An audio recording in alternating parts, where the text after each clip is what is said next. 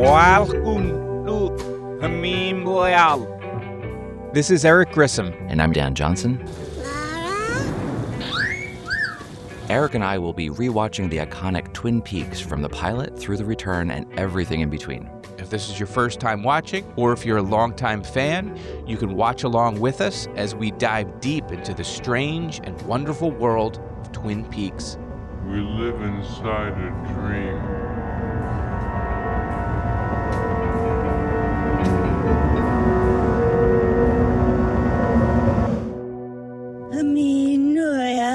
Today on Meanwhile, I am fortunate to get to talk to author, screenwriter, and documentary filmmaker Susan Marks. Listeners will remember the wonderful, beautiful portrait of Michael Horse that was featured in the PBS Postcard series that, of course, was directed by Marks. Thank you for joining me. Thank you for taking a moment out of your time to talk. I got a lot of stuff I want to talk to you about, but to start it off, I want to know, how are you doing this evening? I'm fantastic, Eric. Thank you so much for having me. I'm such a big fan of this podcast, so it is quite the honor to be here and exciting to meet you for the first time. Yeah, it's very cool. Now, are you from Minnesota, or did you grow up in Minnesota? Because one of the things that I love so much about the Michael Horse featurette that you did is that you're with him in his house. Like, you get a sense of place and the beautiful surroundings of that area. Is that where you're from? Yes. I am from Minneapolis. I live in Minneapolis. I've lived here my whole life, but of course I travel for work and go anywhere.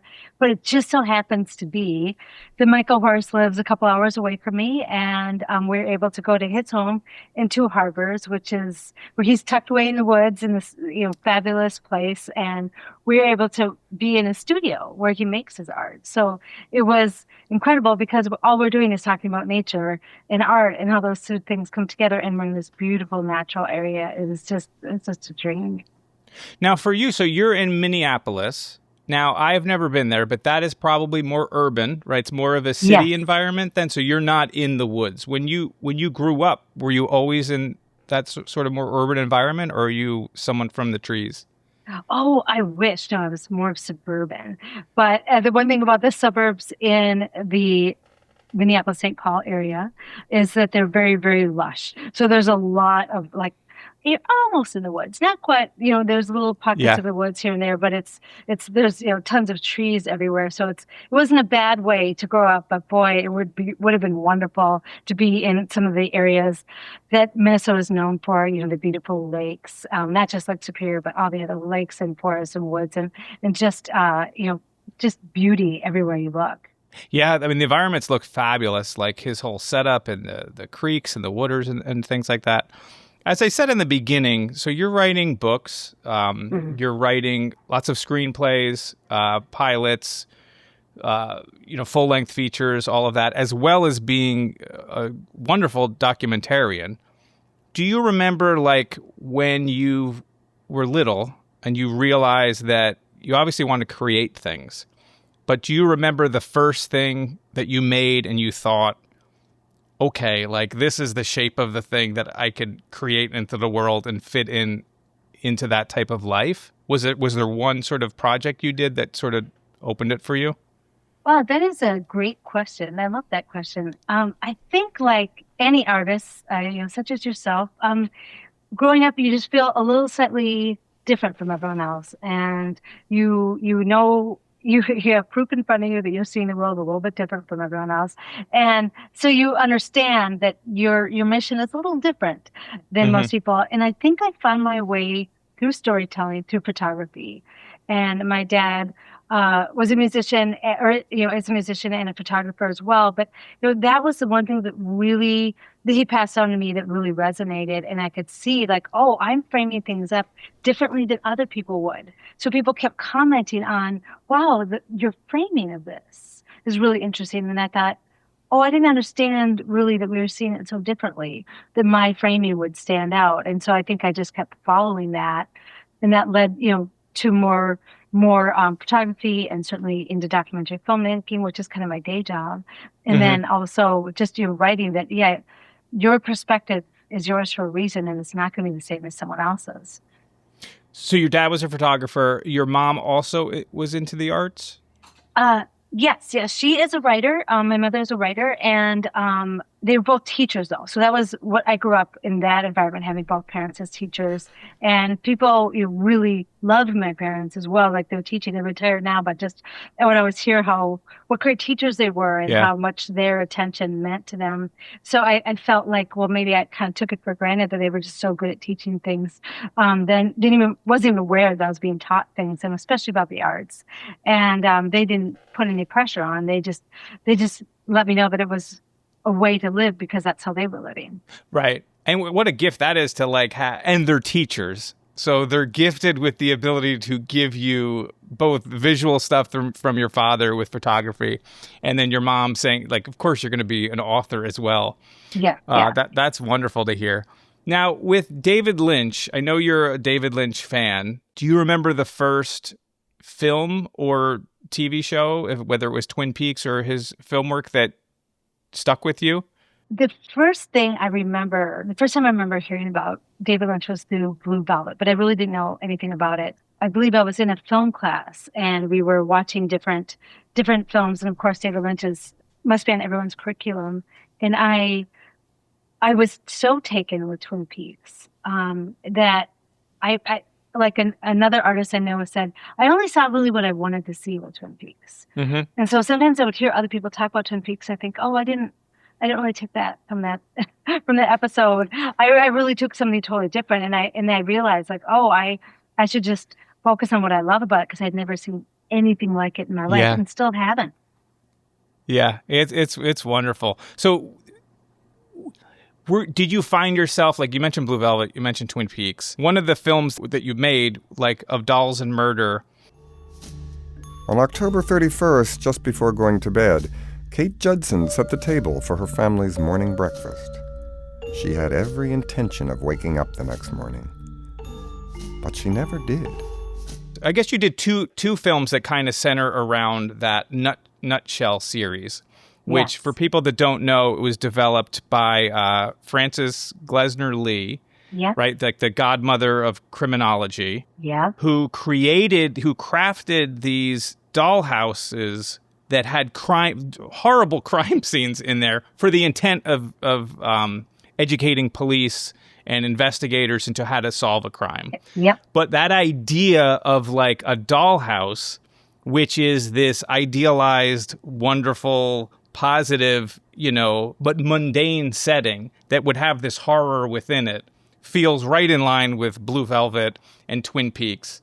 And I'm just curious if you're attracted to that kind of juxtaposition that led you to want to make that film, or both of those films, because you did a shorter version or a different version for PBS. You're exactly right. Though that storytelling wouldn't have existed if it weren't for David Lynch.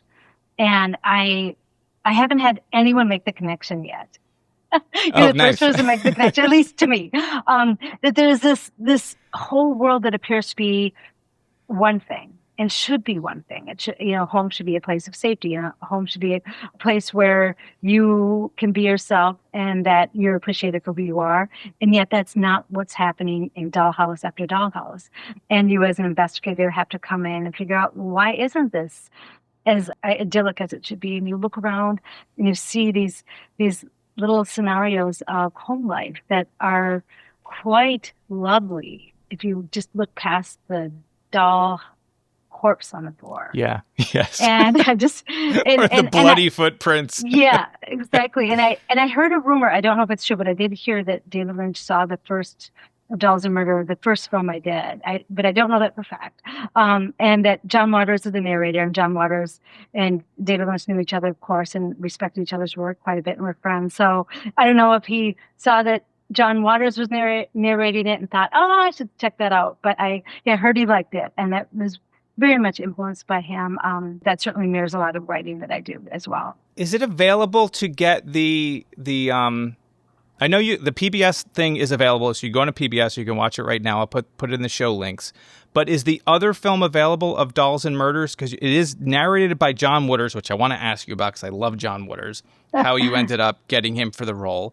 But is that publicly available where people can purchase that or rent it? Because I think it was on Netflix at one point. Was that correct? Yes, it was on Netflix, available everywhere, and that was starting in 2012. So it's kind of fallen out of, I won't want to say copyright, but it's fallen out of control. Like it's all over the internet. There's nothing you can do to stop people from ripping it and posting it. And it's at this point, I'd say that's wonderful. Everyone should watch it. So it is available if you just search of Dolls and Murder. But we are going to be posting it again because of the new documentary. So many people are so into dollhouses and Frances Cosmo Lee and what she did. And they think, well, I want to see more of this. I want to see your old documentary. So we're definitely going to make that available on YouTube for people. It's great. It's a really good. They're both good. The PBS one is also really interesting, and I was fascinated by learning about her because I actually never had heard of her before. Yeah. And I think that's part of what you talk about in the documentary is what a shame it is that people don't know this woman and the influence that she had. But I was going to say, for the other movie I watched on YouTube, it's probably not your account. It was someone else that posted it. Like, if you have all the rights to it, like, I hope you do post it under your own account so that it's an official version. You can get whatever ad revenue and stuff because it's really neat. And the level of detail, you talk about, like, there's mice in the walls, like all the gears and stuff move and the doors open and close. And it's the photography that you have going with it is striking with these close-ups and really good work. Oh, thank you. And actually, there's a ton of still photos in both of them, which were my photos, and I used my dad's lens. Oh, really? So it was a cool. connection. Yeah, because I told him, I need your expertise on the best lens to use for these little things the scale is 1 inch to 1 foot. Mm-hmm. And he said, oh, yeah, you can borrow this lens, and these are kind of settings you want to make sure you look at. And we wanted to capture the same lighting that is in the dollhouses and stuff, the lighting that exists there already. And we didn't want to change that lighting at all. So, it wasn't just a matter of, put a lens on and taking a photo. We had to make sure that we were true to the vision of this artist, which was Frances Cosmo Lee, which people don't always recognize her as an artist, but she definitely was.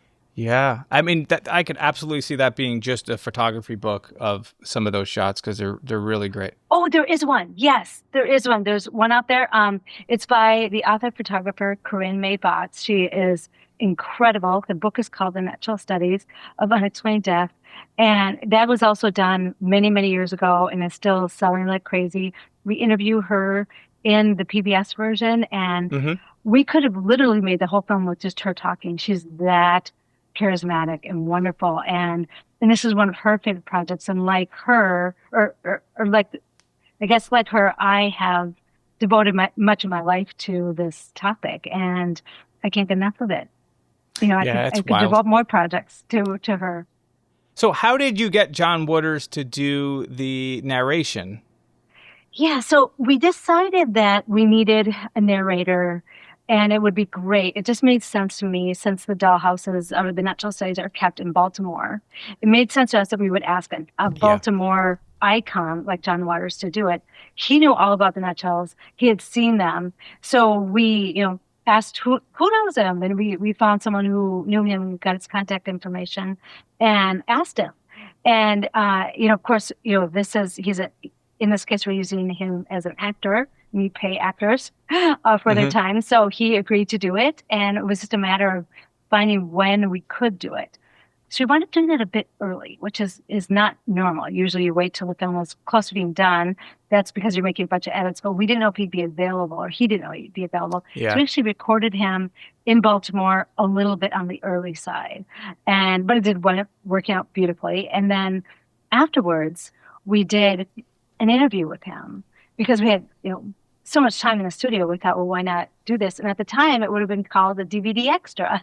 So that is another thing we're going to try to put on our YouTube page. And you might wonder, like, why haven't you done this already? But honestly, we were so busy working on the second documentary, and that just became available in May. So we're still catching up from that. But we have a plan. So we are getting this together. Yeah, that sounds great. And then to have an interview with John Waters as well. You mentioned the one on the PBS. So you do this first project. You've done now a couple of things with PBS. Are you approaching them and pitching them ideas of stuff that you want to do, and then that becomes sort of what they're purchasing or picking up? Yeah, that's a really good question too, because PBS and how it works is a bit of a mystery. Yeah. But my day job, I work as a freelance producer for a couple of different PBS stations. These PBS stations are in Minnesota, and that is how I wound up doing a segment on Michael Kors. But how I wound up on New Hampshire Public Television is I submitted my film to them because they seemed like the perfect place for it. Because New Hampshire is where Frances Pettinelli lived. That was her chosen home. But she also lived in Boston for part of the time. She lived in Chicago. She's lived in California. But it seemed like nowhere did she want to be more than New Hampshire. So that seemed like a good fit. And the reason why we did 2 documentaries instead of just one, which would be normal and healthy, when we were done with the first one, we met some family members who previously just we weren't on the radar, or they weren't really that interested in talking to us. There were a variety of different things that were happening. And then once I saw the first film of Dolls and Murder, they said, "Oh, I have a great story. I have a great photo." And I just looked at my filmmaking partners and said, "Well, should we just make a PBS version?" Because we knew the PBS dolls so well. And the Dolls and Murder definitely was not PBS. And so we thought, okay, because it was a little bit more experimental, a little bit more not very predictable, I would say. But also we ran out of funding on that one pretty quick, so we just kind of had to finish it at one point. So we tried to get funding for years and years and years to do Murder in a Nutshell, the PBS version, and we couldn't find them, so we just had to work on it whenever we had time. And so it took 12 years to finish it. Wow. Close to 13. And so then we approached New Hampshire Public Television, and they said, "Great, let's see the film." And then they really liked it, and we decided to do a couple more interviews, a couple more shoots, and we put it all together and gave it to them, and they loved it as is. And now we just found out that it is getting national distribution come March. So PBS stations all over the United States will be airing it, but you can also watch it right now on YouTube, on Passport, the different ways you get to it. It doesn't matter, but it will be more widely available because it is a story that is everybody thinks should be told, and everyone thinks people should know more about this woman, more about these dollhouses. And so finally she'll get that opportunity, but or finally that opportunity will come for all of us, I should say. And then, there's been books written about her, fantastic books, a lot of people researching her. So not a lot of people telling their story. So the story doesn't end with my documentary. It goes on and on. And she's very inspiring. I don't know if you felt that way afterwards. I certainly have not lost sight of how inspiring she is. Yeah, complex character too. At one point you're doing interviews with family, and where she's referred to as is it Mrs. Tarantula or the Tarantula Woman?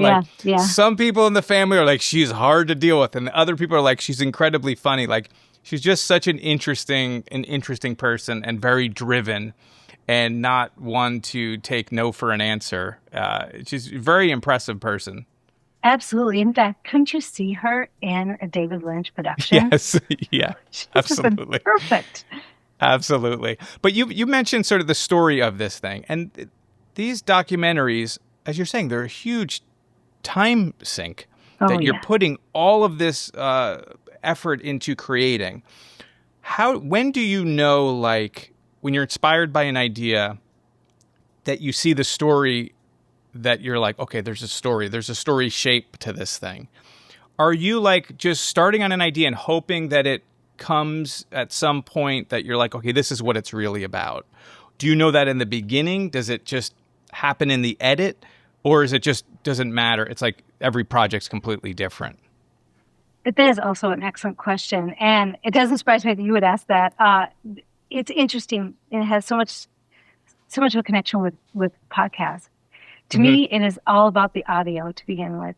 And most documentary filmmakers would say the same thing, that we have to have this strong, beautiful, crisp audio that tells a good story.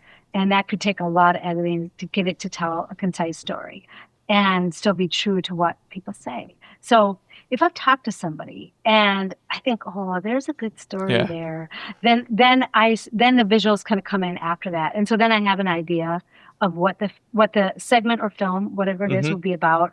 And then of course there's that reality of when you're in production and things didn't go quite like you thought, but there was this gem that they said. And now that they said that gem, that takes you in a slightly different path, that's okay, because it's just better. It's better storytelling than you imagine. And then you go into the edit. And then of course there are some limitations. And I like to use a lot of music in my segments, in my documentary films, and a lot of imagery, even though I don't mind staying on people's faces. I think that I love looking at people's faces. I think in the past, people are like, oh, we don't want talking heads. We don't want talking heads. It's like, I don't know. I talk to heads all the time, which is wonderful. Right. You know, just see people face, or to sort of be face to face with someone, even if they can't see you on the other side. So I like all of it, but really it all comes down to, does the audio tell the story?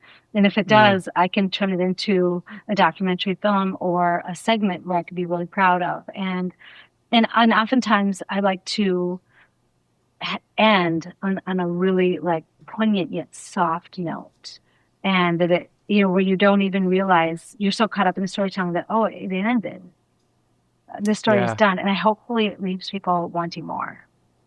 And that's really interesting too to think about when you talk about like your conscious decision to use a lot of close-ups, whereas other people will be like, "What, you know what?" That it becomes yours. It becomes your voice or the way you tell a story. Do you find at all a balance between capturing the subject and making sure the subject is covered and your own voice and kind of balancing your voice and the voice of your subject? Because I think some documentarians, like, they just completely fade into the background and you wouldn't know that they were even there. And then other ones, it's clearly like a style and you're like, okay, I know that work.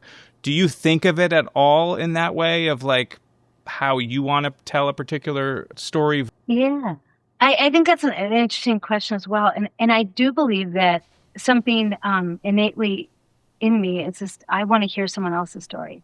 I want to hear their words and how they tell it and what's important to them. And so where I come into the storytelling is just with the questions that I have. So, and I'm sure this happens to you all the time, I have my questions, but then the conversation takes us in a much different place. And so I'm literally hanging on my subject's every word. And I never get tired of it. I mean, a lot of times my interviews will go to 2 hours. We might take a break in there, and then we have another opportunity for doing what they used to call walk and talk, where you're not doing a sitting storytelling with the interview, but you're getting out and moving a little bit. Then different things will come up, and I'll be like, oh, make sure that they ask about that again and find out more about that. And I find that if you talk about what's important to your subject, then the story is automatically intriguing because they put so much time and effort into it. Well, you've reached the midpoint, that time when we're here to thank the people that have supported the show and have become residents of the Black Lodge. Curl up with a bowl of garmonbozia, because we're serving up hot corn for Chuck Suffle, Gregory Flanagan, Dawn Adamo, Banjo Track, Eric Knopp, Charlie Tapper, Ivan, Jake Jagello, Matthew Fuller, Raga Raven, David Melito, Daryl Dyson, Dana Gould, Art Hill, Jeff, Henrik E., concluding remarks, Brian Johnson, Evan Fitz, Hazel Haywood, William Schaefer, Jordan Carver, Matt W., Nick Webb, Kalen, Best, Lawrence, He Who Is Clem Fandango, a.k.a. Luke P., Eva, Neil McKenzie, Ben Chisholm, David Titterington, Ethan Berry, May Surkoff, Wordy Ginters, Chris H., Patrick Weiss, Skeksis, Julian Zoller, Matthew Walker, Dustin Weaver, Fifi Ramone, Dave, and of course, Andy Levy. Thank you to each of you. Thank you to all the people at our other levels, to everyone who listens and supports. And get ready. We're going to Inland Empire. So pack a lunch, charge up your batteries for your PD-150. We're going to get weird. Inland Empire is coming. And I wanted to find out from you, first off, how you got to know him and when you decided that he was going to be the subject of your profile. Lifelong feels like Twin Peaks fan, and I ran into him in a grocery store. And so I was in Two Harbors, the area that he lives in, and I was there because my parents lived very close by. Not that I grew up there, but that they just happened to move to that area to retire. And I saw him in a grocery store, and I thought, oh my goodness, that is Michael Horse. But I wasn't surprised because I followed him on Instagram, and he had posted a lot of things about Two Harbors in the Duluth area. So I knew he had some connection. I didn't know that if he lived out there. I didn't think he did actually live there. I thought, oh, maybe he's vacationing here, or has a family home here or something like that. I just wasn't sure. And I walked past him. He was with his grandson, and I walked past them and was just very excited. And I thought, there's no way I'm going to interrupt his shopping and say hello and say I'm a fan. There's just no way I'm going to do that. And I got about an aisle away, and I remembered that the same exact thing happened to me with Prince. I was in a store called Electric Fetus, which everyone in the Twin Cities kind of knows, this music store, and he was right next to me, like literally right next to me. We were both looking at records, and this is years and years ago, but I did not say hello. But when he got into line, I got into line, and I didn't notice what he was buying, but I was just, oh my gosh, this is Prince. And I regretted not saying hello or, telling him, how much I enjoy his music or asking him how his day was going. I just regretted that I was so shy that I didn't say that. So I remembered that, and I thought, okay, I'm going to turn around, and if I see Michael Horse on the way out of the store, I will say hello and introduce myself and then run away.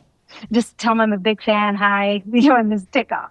And then, but I wasn't going to chase him around the store or anything like that. I was thinking, I won't do that. And I turned around, and there he was right in front of me. He was in the same aisle. So I said, hi, I'm a big fan. He said, Twin Peaks, right? And I said, yes, because people know him from many, many other things. We can tell from Twin Peaks fans. And then he told me, he was so generous this time. He just wanted to talk. I was ready to run away. And he's like, no, tell me about you. And so I talked to him for a while.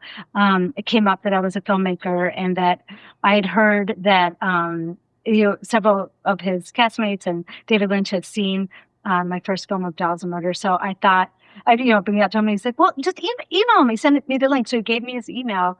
And then I wasn't thinking for myself, but I was thinking, all filmmakers are connected with other filmmakers and people who are doing filming. I thought, if he's still working and still up for being cast, I should let all my filmmaker friends know. So I really wasn't thinking like, oh, I'm going to do a segment on him. But the more I got to know him, I thought, this man is incredible. He's such a talent. I don't think even most Twin Peaks fans know about his art that he does outside of acting.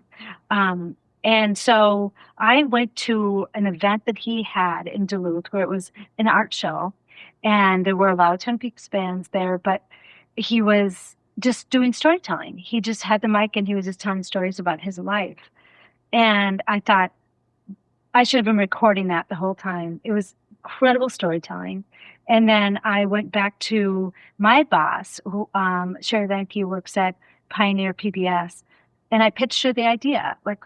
She runs the station, and she is executive producer on a TV show called Postcards, which is a arts, culture, and history show, which I absolutely love. And then I hadn't at that point produced anything for that show.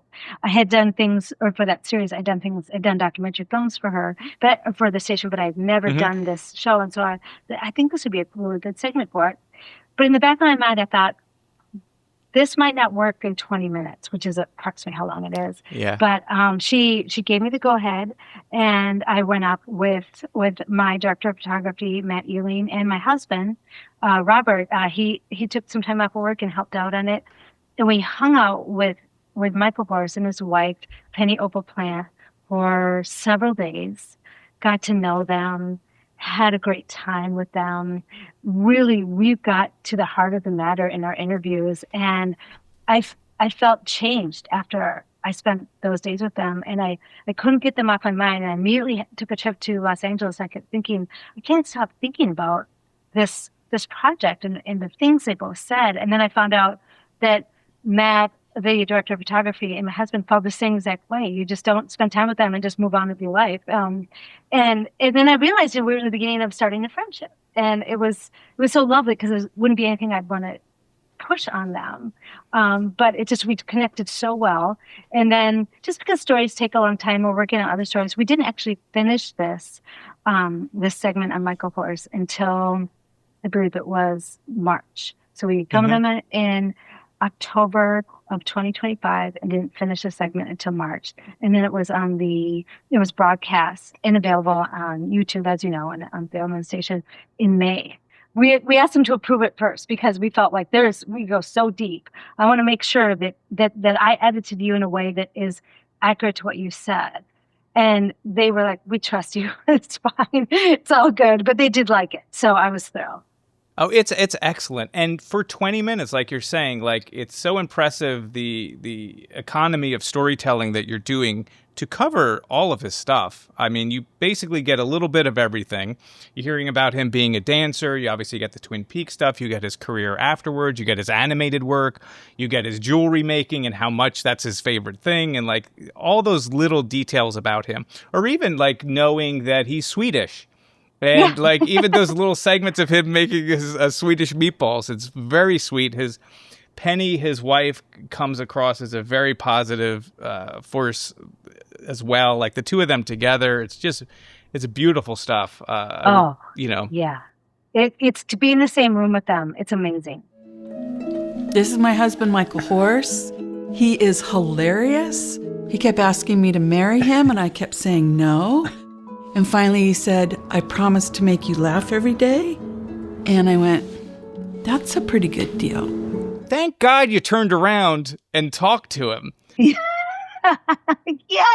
And I love the fact that, because I do this stuff too, and I think there's a certain type of person that always does this stuff. Like, you don't want to bother anyone. You're always apologizing before the thing even happened. If it has nothing to do with me, I'm still apologizing for it. But you're making up in your head, like, okay, I'm not gonna. But if I see him on the way out, like you're setting up all of these things so that thank God though, because if you didn't do that, we wouldn't have gotten this wonderful short film, and then whatever's going to come after that wouldn't have happened. And all it took was just stepping outside of that comfort area and just engaging with someone. And of course, he would want to hear from you. Yeah, so I'm so happy that you did that. Me too. In fact, I did just say that I talked to a crowd and told them the story. And I said, so I guess, the moral of the story is just say hi. But inside I was thinking, and don't be weird about it. Just say hi. It was very cute because I was with him last week and we were at a restaurant and the waitress recognized him and she waited until the very, very end to say, are you Deputy Hawk from Twin Peaks? Is it appropriate that I'm asking? She was so cute. And Penny and I were both like, yes, get a picture together. It was so sweet. But I loved how she handled it. Like, am I even supposed to do this? I don't know. It was adorable. Well, you're right. I mean, yes, you have to be sensible about it. And you said he was with his grandchildren at the time as well. With his grandson, you don't want to just completely, because people do, there are terrible people, but I feel like the people that are watching Twin Peaks generally don't fall into that camp. But there's scientifically, I can't prove that, but I think that it's true. Can you talk about the extending it into a bigger thing? Because I know you talked about wanting to build up a Michael Horse thing, but if it's too early, we don't need to talk about it. It's kind of funny because like 2 projects have come out of this, but there might be many more. Just with the conversation we have, I just think, any of these great ideas could pop at any time. But so after I was in the middle of editing, so I put together Michael's 20-minute segment, and I left out some key things. Like, we didn't talk about Mark Frost, and it was the reason why I didn't talk about Mark Frost, which Twin Peaks fans in Minnesota all know about the Mark Frost connection in Minnesota, which I just listened to your interview, so I know that you know all about it. And so we are, like always quick to say, and Mark Frost, not just David Lynch, but Mark Frost. So I had Michael talking about Mark, but I never asked him, say, so who's Mark? So I would have had to put it in text, and it just seemed strange. So there was things that I left out that I should have been more attentive to. And, he's talking about the tradition of storytelling, and I had to leave that out, and because it just didn't fit in really anywhere. And then talking more about his life as a musician, and this crazy story about how he lived with this musician, this legendary musician, Nina Simone, for a long time when he first got to New Really? York. Yeah, I had to leave it Oh. out because I ran out of I ran out of time. Excuse me. Yeah. So I asked again, the woman who runs the station, Pioneer PBS, Sherry Lamke, I'm like, is there any chance that we could do an extended version of this where I could fit in more of this? And I guess, it would be wonderful if we could actually have Michael in conversation with other artists about how David Lynch has impacted their art, how Twin Peaks has impacted their art. And she said, yes, let's do it. So we just started filming that last week. And it was incredible. And it happened to coincide beautifully with another project that I worked on. I worked on a documentary film as a co-producer about the Mississippi River.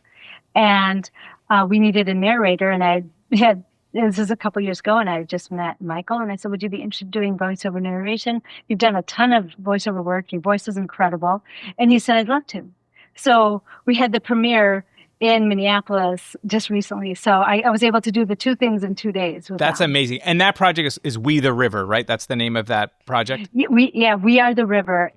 The Minnesota and Mississippi rivers, where those two rivers come together, is a barote. It's a place of our creation. And it's a space that is in need of a lot of healing. And we saw it on a giant screen. It was hugely impactful. And I thought that Michael and Penny had already seen it.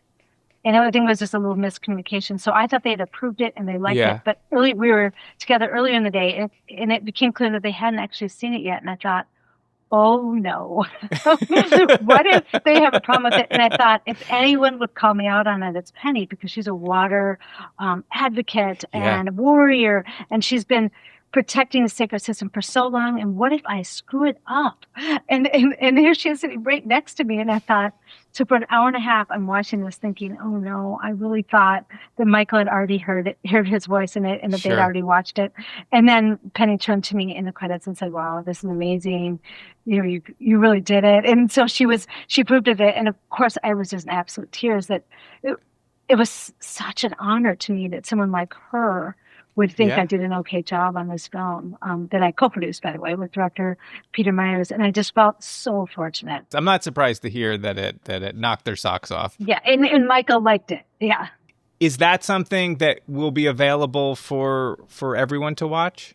We believe so. So for sure it'll be broadcast locally, and then, it lives online after that in the fall. And then we'll find out soon if it's been picked up for national distribution. That way different stations all around the United States would pick it up. But it'll be available, and I'll definitely let you know, so you'll have the link. Yeah, and if we're still going, I'll let the audience know. And the extended or the larger Michael Horse doc, do you expect that this year, or is it much farther down? I'm going to start editing it this week. So I don't want to completely take the segment apart, but I just want to expand the Twin Peaks section and expand the music section. So it'll be a half hour. It'll be available this fall as well. What I keep wondering about, though, is this discussion with these two other artists was so incredible. And so we're going to have to cut something great. I know it. So I'm thinking, well, maybe we could figure out where we could have the whole conversation, just as a separate standalone, because they really got into it. And afterwards, the next day, all the people involved with it kept saying, I did not know we were going to go there, but you just get to talk, artists get to talking about art and what influences them. And it's amazing what comes out. Well, we talked a bit about, kind of David Lynch's influence on you. But now that you've gotten to know Michael Horse and have worked with him, is there anything about him that you've learned as an artist, from one artist to another? He seems like he's such an interesting character, and I've heard him say that he's not the most spiritual person, but when he talks, it does not sound that way. But just having learned about his style or his way about looking at the world, or has he affected you in your own work? Yeah, I hear him say that all the time too. He's not a spiritual guy, but it's like Yes, he yeah. says things that are like profoundly spiritual and like Yes, yeah. inspirational. And he it seems to me he doesn't take his art in a he doesn't take himself too seriously, yet his work is incredible. Like I've watched him paint. Like that was part of the B-roll that we were Hmm. filming, and just watching him, I felt very inspired by it. And he doesn't give up. And we were at a museum together visiting his friends that he knows that run a museum in St. Paul, and he was looking at all of this art around him. He said to his wife, I just want to get home and get back to painting. And so I like it how he catches the wave, like many of us artists do, where we think, art is calling to me. I got to get going. This is wonderful. I'm so inspired. Can't wait to get back into the studio. And I just loved being in that environment, and the respect and just the respect that we're so lucky to have these gifts as artists, and that we shouldn't be overly precious about it, and that we should just recognize, boy, I am so lucky and appreciative that I have this, or that I am an artist and I have these artistic ideas and creativity pop up, and to just jump on it. I think that he's never said those words, but it's those Hmm. something like that has come out in everything he said. And I find him extremely inspirational. And I know the other artists that I filmed in conversation with him felt the same way. And I've mentioned a couple of screenplay ideas I've had, and things that I am that I'm excited about. And hearing his excitement, his genuine excitement for some of my ideas, really gave me like this lovely vote of confidence. I feel like a lot of artists have a lot of ideas out there, and I like to kind of play with this and play with that. But it seems to me that there's never enough hours in a day. Exactly. There's not enough time, and it's harder and harder to just survive. Yeah. You're so busy, like you're doing all of these things, but then you're also writing screenplays as Yes. well. So how are you balancing? How do you find a work-life balance? Are you just all work all the time? I mean, I think that's a drawback too. You mentioned like Michael Hurston is like he wants to go. That is the drawback to living Yeah. with someone like that, because you're always Yeah. kind of lost in a dream or an idea. But how do you balance the time with all of these things? Yeah, that is like the biggest kind of issue in my life, really, is the balance, because I do feel so lucky that these ideas come to me, and that I am. I was almost hesitant to say it, but then I'm a good writer. But it felt funny to say it out loud. Like, but I do feel that I am, and that's a gift that was given to me. So I feel a certain obligation to do it, and then I'll get so sucked up into the documentary film world. And like you, I have dogs that I need to take care of too. So Hmm. I'm very devoted to them every day. But I just, like so many of the great artists, so many people I'm sure that you know as well. Whenever you're out in nature, it feels like you're given that moment where you can like think more about it. Even if you're not sitting down at your computer writing or working on something, thinking, that's something. I'm going to get back to that later. And it's almost, I feel like nature inspires us in a way that we're actually scared a little bit of these ideas that pop in our head. And what was it? I didn't become fully formed, and you get excited because you're like, I want to explore that more. But it was like almost like nature teased me a little bit. Is that where you get a lot of your ideas, outside walking around? Because that for me 100%. Like if I go Yes. for a walk, if I'm walking the dogs or something, I'll get 1,000 ideas. I know some people, it's like they take a shower and they have all these things, or they meditate or whatever. But yeah, the wilderness or outside is Yeah. like they all just come. Yes. And I had a journalism teacher professor tell me back when I was a freshman, it's like if you're stuck, go wash dishes or take a shower, go to water. And it really does really work for me. So water, nature, those two things help get the ideas moving. And I've told a couple people that, and they've been really surprised. I'm like, oh, someone should have told me that earlier. Waste less time being stuck on things. And I like to say that I don't I don't have writer's block, but what happens to me is that this one idea that I was kind of going after, that I really wanted to encapsulate and really get Hmm. right, and it's not there. I'll have an idea for another section. So I might get stuck on one thing, but I'm not blocked completely. I can go and write the other things I was thinking. Almost like procrastination within writing. Like I'm not Yeah. gonna write about that part, but I'm gonna write about this. Yeah. I get the same thing. Like, I'll certainly get writer's block but then you just have to just put whatever garbage is out, just get it out. And then if I just say like I have to do 3 pages a day for if I'm doing that, and then that's all I have to do, and it doesn't matter if they're good or bad. I tend to do a lot of like rewriting and rewriting, probably too much. Is that are you a big rewriter, or just kind of get a whole draft done and then go back? I'll be on the same 3 pages for way too long. I admire the people who can really just plow through and say, okay, I'm going to rewrite when I have a draft. And I know a couple people like that, and just think they're amazing. But no, just like you, I rewrite, and then I enjoy that process quite a bit. And I find that you had said earlier about the 3 pages. I do think that's a little magic. And I have actually been coaching a screenwriter, and she's extremely busy with her work life and has 3 kids and a whole great big life. And I said, if you could get to 3 pages a day, you'll be amazed at how quickly you can write this screenplay. And she said, I can't do that, but I can do 1 page a day. I'm like, that's great too. That is really great, because it's at the end of it you have something, even though it feels a little scary. And I know for some people they feel like, well, what if I'm done with it and it's not good? And it's like, oh, but then you'll just rewrite it. Yeah. So coming up, we talked about you've got the many projects coming out.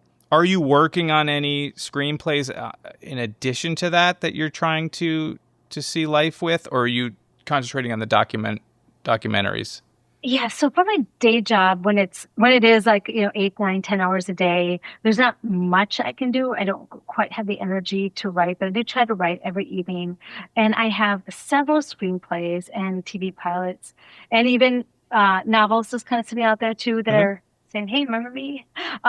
So I like the idea that you're never quite done with your scripts, and that there's always some new element you can add to it. And this is actually where I take a lot of inspiration from David Lynch in his characters and character development, where it seems, for the most part, in his work, all the characters are different. And you don't get them confused very often, or they're all a certain way. They're all so unique. And I do love that part of screenwriting. So even if I already have the story down, I might go back and say, well, how do I make this character more unique? And I do think about that quite a bit with Twin Peaks, because these characters are just such characters, and they don't always reveal on themselves right away. And that, in particular, there's a TV pilot that I wrote that I'm trying to get out in the world and always tweaking, called All the Glitters. And it's set in the 1950s, and it, like, on the surface, it looks at the your traditional quintessential housewife living in an area, they look like a suburb, New Rochelle, outside of New York, and just this perfect housewife and mother. And it's in the post-consumer era after World War II, and life looked a certain way. We all know this trope, or we all know this storytelling. We've seen it a million times. And then someone gets murdered. And this housewife becomes very interested in finding justice for this woman, where all these people are saying, oh, she committed suicide. And this main character saying, no, she didn't. A woman wouldn't bake a cake and kill herself. She wouldn't leave her toddler by herself. She's convinced. Someone saying, oh, the woman wasn't healthy. And this woman just becomes obsessed with it. But then through the storytelling, you find out like what her big wound is and why she cares as much as she does. And then turns out that murder is connected with Nazis who are hiding in plain sight. And this really happened in the United States through Operation Paperclip. There were these Nazis that were here in the United States. And so I'm not saying they were going out and murdering people. We don't know. But so that's part of that storytelling. And to me, that seems like very much David Lynchian sort of storytelling. Sure, and you got that element of mystery. Give me an element of mystery, and I'm with you all day. That sounds fantastic. Yeah. So and even though no one's ever really, like I said, no one's ever made the connection between David Lynch and my work, but I have written many of those artist statements where you have to talk about who your influences are. And there's a whole paragraph that I've rewritten a million times about how David Lynch does such a beautiful job of telling stories that really are at the pinnacle of the interplay of light and dark. and how one influences the other. And we have all these secrets. All of our characters have secrets, and how they're going to come out. I mean, he made a really big deal of it, but all characters are that way on some level. You never know how the book's going to end or how the screenplay is going to end. So just all these secrets and mysteries to figure out. And you get so far away from the mystery because you get involved into the lives of the people, and then you have to come back to the mystery itself. And I feel like David Lynch really taught me that, and taught me that was an okay way to tell a story, and that people wouldn't criticize you too much for getting away from the main mystery just because you're throwing out more about the character's backstory. Yeah, absolutely. And plus, you had said early on, talking about, when you find the story, or when the first thing you're looking at with the documentary is the sound. Like, you were specific about how it sounds. And Lynch is one of the best directors at treating sound and visuals with the same weight. Like, realizing sound is as important as the visuals. Not more important, not less important. And like, that was the first thing that you jumped on. So I can definitely see a connection with that. With that too. And then also with listening to, like, my writing music was always Angelo Badalamenti, always. It's just because it tells my mind that you're going to go and create a world. And in this world, you're going to hear different sounds, but you want to make sure that in that world, that it's kind of the music you would like if you could ideally pick out anything. And then you get to create that world. And oftentimes this world, you wouldn't mind living in yourself, even if there is a super dark side to it. But you still think, oh, I could stay here for a while. And I get to meet all these great characters. And to me, Angelo Badalamenti's music puts you right in that place. So it's actually easier for me to write if I'm listening to that music. Yeah, his music is perfect to write to. It's definitely on rotation here as well. All right, I'm going to let you go. You gave me so much time. Thank you so much. Is there anything you want to make sure people connect with before I say goodbye? I can't think of anything, but I just want to tell you how much I appreciate spending time with you. And I love your questions. I love the work you're doing. And I can't wait to see what you're doing next, because you are really a great storyteller, and you pick up on some incredible details and make connections that not a lot of people do. So I really appreciate that and admire it. Yeah, thank you so much. It was a great conversation. You're very interesting. I really do like your work, and I look forward to seeing. I hope you post that the John Waters thing in your own account. I will. I'll do that very, very soon. In fact, this conversation's letting me know I can't delay that. We're working on something with the website, but I think I'll just jump ahead to this and do that, because that would be wonderful. Thank you for listening to the Meanwhile podcast with Dan Johnson and Eric Grissom. If you would like to support the Meanwhile podcast, join our Patreon. It's available right now. You can sign up, and for just a few dollars a month, you can keep this show going, and you can get access to some exclusive podcasts and some secret stuff that you're not going to find anywhere else. So if you'd like to join, go to ericgrissom.com/meanwhile and look for the Patreon link. If you like our show, please consider rating and reviewing the podcast on Apple Podcasts, Spotify, or wherever you're hearing this now. Meanwhile is produced by Eric Grissom and Where's My Robots? The Meanwhile theme song is written and performed by Paul Finn and Evening Pines. If you want to let us know what you thought of the show, you can reach Dan at danjnj.com, both on the web and on Blue Sky. Eric can be found on Blue Sky at ericgrissom.com, which is also his website. It's also me, right? That's weird. We'll see you again. And in the meantime, be good. Listen to the sounds. Meanwhile.